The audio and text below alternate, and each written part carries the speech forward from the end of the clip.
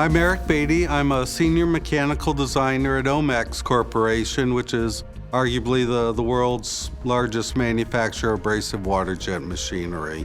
SOLIDWORKS is our day in, day out, bread and butter design tool. Simulation's something that we're considering just about at every step of the evolution of a particular design.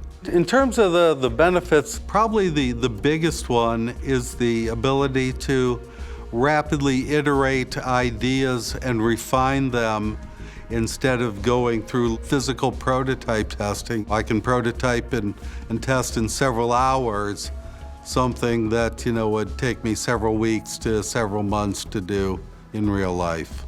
It is a single window environment. I know how the software talks to me because I'm used to interacting with it through the regular SOLIDWORKS interface. It allows just about anyone to be a more effective designer. It democratizes the engineering validation process. We trust that we've got some really smart people using some really incredible tools in SOLIDWORKS, and the combination of those folks with that tool ensures that we're always going to be producing world-class products.